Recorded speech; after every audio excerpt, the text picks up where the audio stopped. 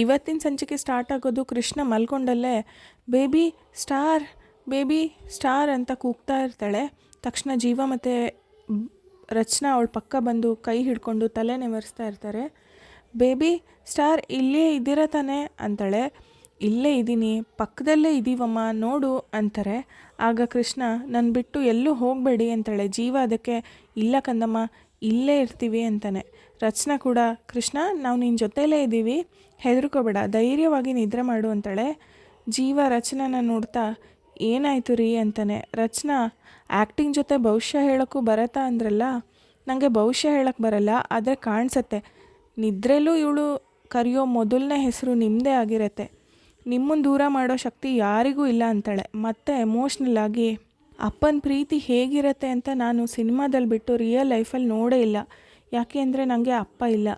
ಒಬ್ಬ ಅಪ್ಪ ಇದ್ದರೆ, ಅದರಲ್ಲೂ ನಿಮ್ಮಂಥ ಅಪ್ಪ ಇದ್ದರೆ ಆ ಮಗು ಜಗತ್ತು ಎಷ್ಟು ಅದ್ಭುತವಾಗಿರತ್ತೆ ಅಂತ ಇವಾಗ ನೋಡ್ತಾ ಇದ್ದೀನಿ. ಕೃಷ್ಣ ನಿಜಕ್ಕೂ ಲಕ್ಕಿ. ಜೀವಕ್ಕೆ ಜೀವ ಕೊಡೋ ಜೀವ ಅನ್ನೋ ಅಪ್ಪ ಅವಳ ಲೈಫಲ್ಲಿದ್ದಾರೆ. ನಿಮ್ಮಿಬ್ಬರನ್ನು ದೂರ ಮಾಡಿದ್ರೆ ಆ ದೇವರು ನನ್ನ ಪಾಲಿಗೆ ಪಾಪಿ ಅನ್ಸ್ಕೊತಾನೆ. ನಾನು ನಂಬೋ ಕೃಷ್ಣ ಯಾವತ್ತಿಗೂ ಈ ಕೃಷ್ಣನ ಕೈ ಬಿಡಲ್ಲ. ಕೇಸ್ನ ನೀವೇ ರೀ ಗೆಲ್ಲೋದು ಅಂತಾಳೆ. ನನಗೆ ಟೈಮ್ ಆಗ್ತಿದೆ ಜೀವ, ನಾಳೆ ಶೂಟಿಂಗ್ ಇದೆ, ಅಮ್ಮ ಬೇರೆ ಕಾಯ್ತಿರ್ತಾರೆ, ನಾನು ಹೊರಡ್ತೀನಿ ಅಂತ ಹೇಳಿ ಕೃಷ್ಣನ ಹಳೆಗೆ ಮುತ್ತು ಕೊಟ್ಟು ಬರ್ತೀನಿ ಜೀವ ಅಂತ ಹೊರಡ್ತಾ ಇರ್ತಾಳೆ. ಆಗ ಜೀವ ರಚನಾ ಅಂತ ಕರೆದು, ಯಾರೇ ನೀವು? ನನ್ನ ಮಗಳು ಪ್ರಾಬ್ಲಮಲ್ಲಿ ಇದ್ದಾಗೆಲ್ಲ ದೇವತೆ ಥರ ಬಂದು ನನ್ನ ಮಗಳು ಸಹಾಯಕ್ಕೆ ನಿಂತ್ಕೋತೀರ, ನಿಮ್ಮಿಬ್ರಿಗೂ ಏನು ಸಂಬಂಧ ಅಂತಾನೆ. ರಚನಾ ನಗ್ತಾ ಗೊತ್ತಿಲ್ಲ ಅಂತ ಹೇಳಿ ಅಲ್ಲಿಂದ ಹೋಗ್ತಾಳೆ. ಜೀವ ಕೃಷ್ಣನ ನೋಡ್ತಾ ಅವಳ ತಲೆ ನೇವರಿಸ್ತಾ ಇರ್ತಾನೆ. ನೆಕ್ಸ್ಟ್ ಸೀನಲ್ಲಿ ಬೆಳಕಾಗಿರತ್ತೆ. ಜೀವ ಅವನ ಮನೇಲಿ ಬೇಬಿ ಬೇಬಿ ಅಂತ ಕನ್ವರ್ಸ್ತಾ ಇರ್ತಾನೆ. ಬಾಲ ಜೀವನ ಎಬ್ಬರಿಸ್ತಾ ಇರ್ತಾನೆ. ಸಡನ್ನಾಗಿ ಜೀವ ಮೇಲೆದ್ದು, ಆಗಲೇ ಬೆಳಕಾಯ್ತಾ, ಕೃಷ್ಣ ಯೂನಿಫಾರ್ಮ್ ಐರನ್ ಮಾಡಬೇಕು, ಶೂ ಪಾಲಿಷ್ ಮಾಡಬೇಕು, ತಿಂಡಿ ರೆಡಿ ಮಾಡಬೇಕು, ಬಾಕ್ಸ್ ಕಟ್ಟಬೇಕು, ಅವಳಿಗೆ ತಲೆ ನೋವಾಗ್ದಂಗೆ ಜಡೆ ಹಾಕಬೇಕು, ಸ್ವಲ್ಪ ಬೇಗ ಎಪ್ಸೋದಲ್ಲೇನೋ, ಬೇಬಿ ಎದ್ದೇಳು ಬೇಬಿ ಅಂತ ಮಂಚನ ನೋಡ್ತಾನೆ. ಆಗ ಅವನಿಗೆ ರಾತ್ರಿ ಕೃಷ್ಣ ಬೇಬಿ ಬಿಟ್ಟೋಗ್ಬೇಡ ಅಂತ ಹೇಳಿದ್ದು ನೆನಪಾಗತ್ತೆ. ಅದನ್ನ ನೆನೆಸ್ಕೊಂಡು ಬೇಜಾರಾಗ್ತಾನೆ. ನೆಕ್ಸ್ಟ್ ಸೆಕೆಂಡೇ ಸೋತೋಗ್ಬಿಟ್ವಿ ನಾವು, ಅವಳನ್ನ ಕಳ್ಕೊಂಬಿಟ್ವಿ ಅಂತ ಹೇಳ್ತಾ ಇರ್ತಾನೆ. ಆಗ ಬಾಲ ಜೀವ ಅಂತಾನೆ. ಆಗ ಜೀವ ಸಿಟ್ಟಿಂದ ಕೈ ತೆಗಿಯೋ, ಎಲ್ಲ ನಿನ್ನಿಂದನೇ ಆಗಿರೋದು ಅಂತ ಹೇಳಿ ಮಲಗ್ದೋಲಿಂದ ಎದ್ದೇಳ್ತಾನೆ. ಬಾಲ ಅದಕ್ಕೆ ಮಾತಿಗೂ ನಿನ್ನಿಂದನೇ ಅಂತ ಚುಚ್ಚಿಬಿಡುವೋ, ನೋವಾಗತ್ತೆ ಅಂತಾನೆ. ಅದಕ್ಕೆ ಜೀವ ನೋವಾಗತ್ತೆ, ಹಾಂ ನಿಂಗೆ ನೋವಾಗತ್ತೆ, ಜಡ್ಜ್ ನಮ್ಮ ಫೇವರ್ ಇದ್ದರು, ನಾವು ಗೆಲ್ಲೋ ಕೇಸ್ ಕಣೋ ಇದು, ಕೃಷ್ಣ ಕರ್ಕೊಂಬಂದು ನೀನೇ ಎಲ್ಲ ಹಾಳು ಮಾಡಿಬಿಟ್ಟೆ, ಕೃಷ್ಣ ಯಾವುದೇ ಕಾರಣಕ್ಕೂ ಕೋರ್ಟ್ಗೆ ಬರಬಾರ್ದು ಅಂತ ನಾನು ಹೇಳಿರಲಿಲ್ವಾ, ನನ್ನ ಮಾತು ಮೀರಿ ನನ್ನ ಯಾಮಾರಿಸಿ ಅವಳನ್ನು ಕೋರ್ಟ್ಗೆ ಕರ್ಕೊಂಬಂದವ್ರು ಯಾರು, ನೀನು ತಾನೇ ಅಂತಾನೆ. ಬಾಲ ರಿಪ್ಲೈ ಮಾಡ್ತಾ, ಆ ಸ್ಕೌಂಡ್ರಲ್ ಅಮರ್ನಾಥ್ ಹೀಗೆ ಮಾಡ್ತಾನೆ ಅಂತ ನನಗೇನೋ ಗೊತ್ತಿತ್ತು, ಏನಾದರೂ ನಂಗೆ ಗೊತ್ತಿದ್ರೆ ನಾನು ಕೃಷ್ಣನ ಕೋರ್ಟ್ಗೆ ಕರ್ಕೊಂಬರ್ತಿರ್ಲಿಲ್ಲ ಕಣೋ, ಕೃಷ್ಣ ಬಂದ್ರೇ ಕೇಸ್ ಗೆಲ್ಲೋದು ಅಂತ ಅವನು ಹತ್ತಿಸ್ದ ಅಂತಾನೆ. ಜೀವ ಅದಕ್ಕೆ ನೀನು ಬಿದ್ದೆ, ನನ್ನನ್ನು ಗುಂಡಿಗೆ ಬೀಳಿಸ್ದೆ ಅಂತಾನೆ. ಬಾಲ ಮಗ ಹೀಗೆಲ್ಲ ಮಾತಾಡಬೇಡ ಅಂತಾನೆ. ಜೀವ ಸಿಟ್ಟಿಂದ, ಮಗಳನ್ನ ಕಳ್ಕೊಂಡಿದ್ದೀನಿ ಕಣೋ ನಾನು, ಹೊಟ್ಟೆ ಉರಿತಾ ಇದೆ ನಂಗಿಲ್ಲಿ, ಬಾಲ ತೆಗೆದು ಬಿಟ್ಟ ಅಂದರೆ ಹಲ್ಲೆಲ್ಲ ಉದ್ರೋಗ್ಬೇಕು ಅಂತ ಹೇಳ್ತಾನೆ.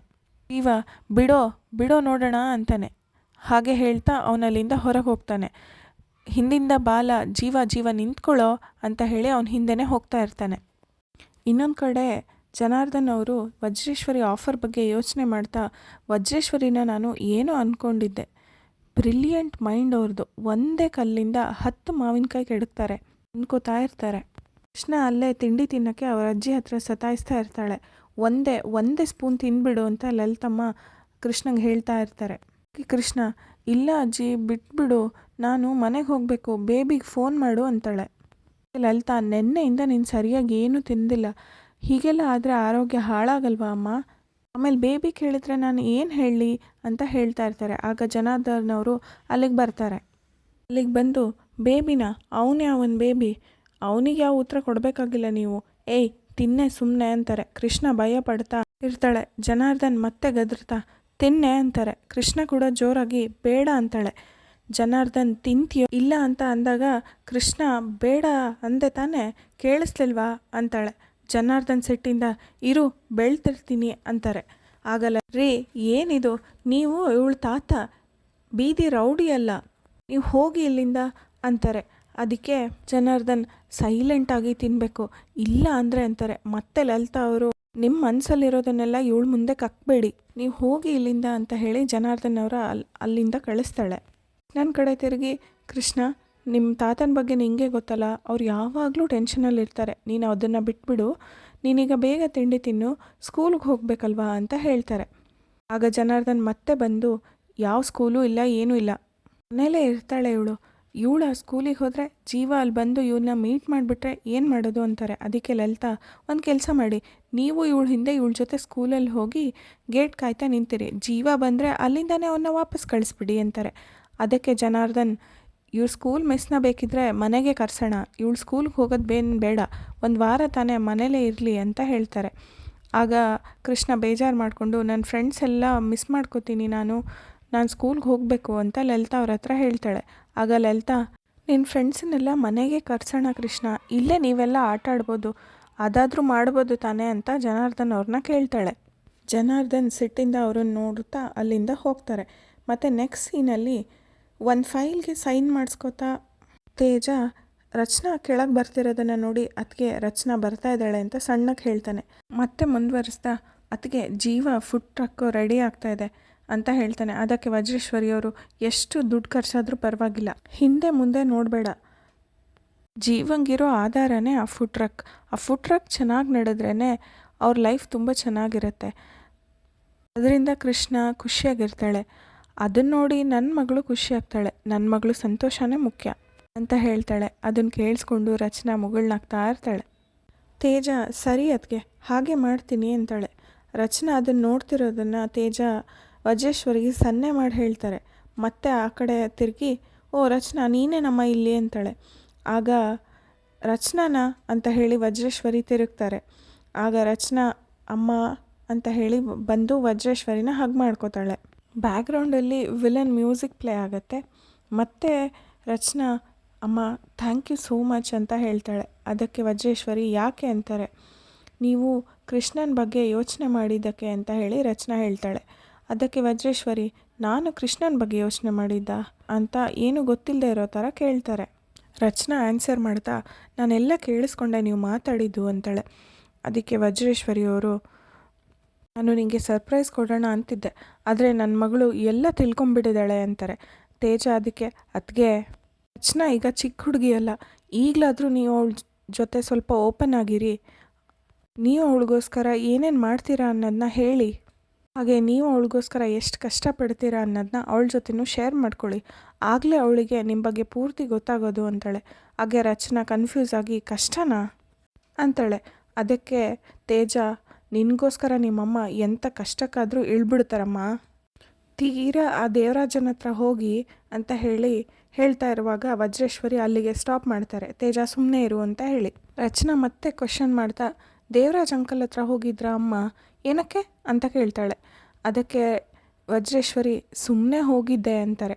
ರಚನಾ ಮತ್ತೆ, ಏನಕ್ಕಮ್ಮ ಏನು ಹೇಳಲ್ಲ ಅಂತೀಯ ನನಗೆ ನೀನು, ಚಿಕ್ಕಪ್ಪ ಅಮ್ಮ ಯಾಕೆ ಅವ್ರ ಹತ್ರ ಹೋಗಿದ್ರು ಅಂತ ಹೇಳಿ ಕೇಳ್ತಾಳೆ.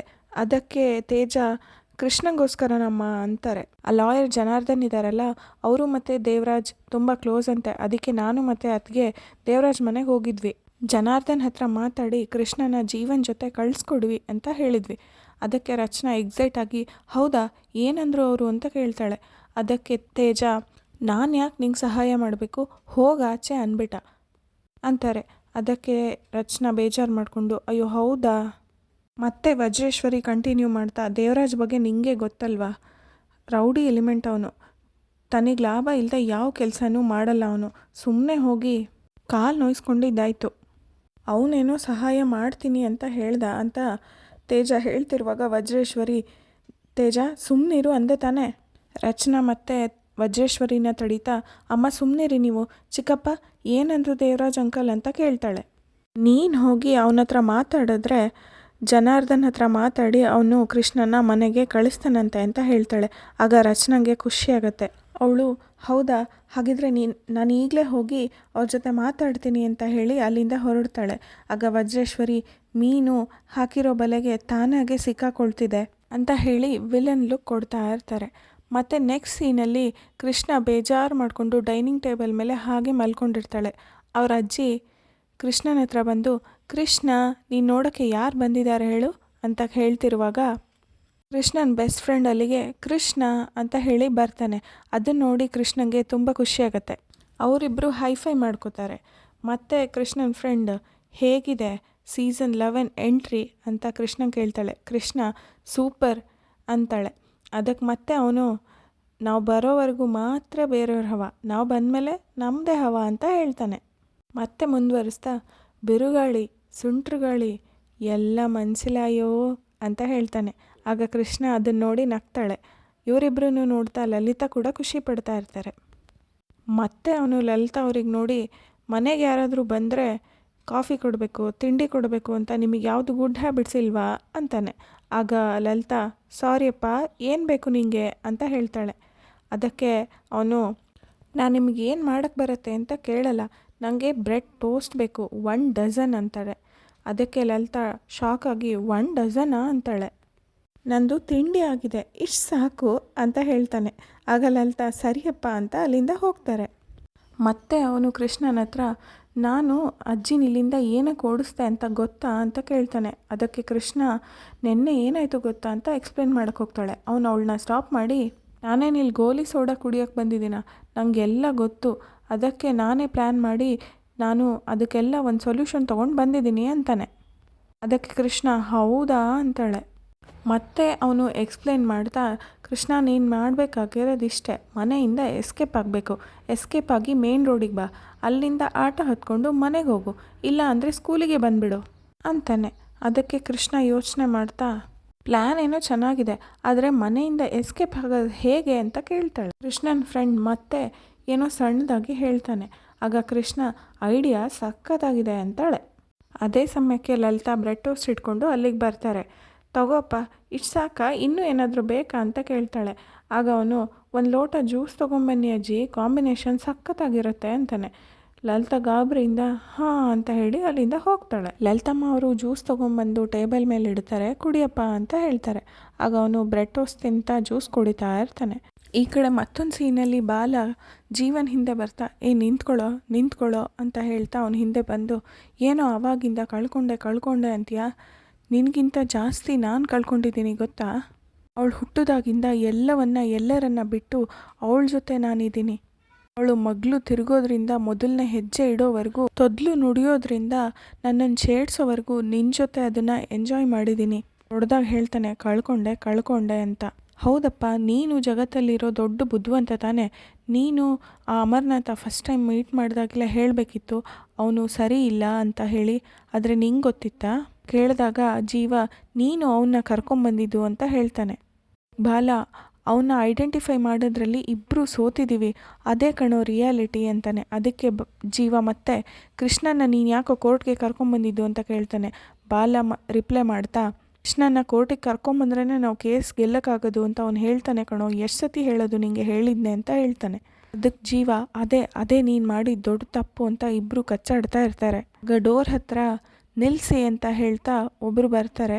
ಅದು ಬೇರೆ ಯಾರೂ ಅಲ್ಲ, ಭಾಗ್ಯಲಕ್ಷ್ಮಿ ಸೀರಿಯಲ್ಲ ಭಾಗ್ಯ ಅವರು. ಅವ್ರ ಮನೆ ಡೋರಲ್ಲಿ ನಿಂತ್ಕೊಂಡಿರ್ತಾರೆ. ಇವರಿಬ್ಬರು ಅವ್ರನ್ನ ನೋಡಿ ಸೈಲೆಂಟ್ ಆಗಿಬಿಡ್ತಾರೆ. ಇಲ್ಲಿಗೆ ಇವತ್ತಿನ ಸಂಚಿಕೆ ಮುಗಿಯುತ್ತೆ. ನೆಕ್ಸ್ಟ್ ಸಂಚಿಕೆಗಾಗಿ ವೆಯ್ಟ್ ಮಾಡ್ತಾಯಿರಿ. ಹಾಗೆ ನನ್ನ ಚಾನಲ್ನ ಸಬ್ಸ್ಕ್ರೈಬ್ ಮಾಡ್ಕೊಳ್ಳಿ. ನೆಕ್ಸ್ಟ್ ಸಂಚಿಕೆನ ಆದಷ್ಟು ಬೇಗ ಅಪ್ಲೋಡ್ ಮಾಡ್ತೀನಿ.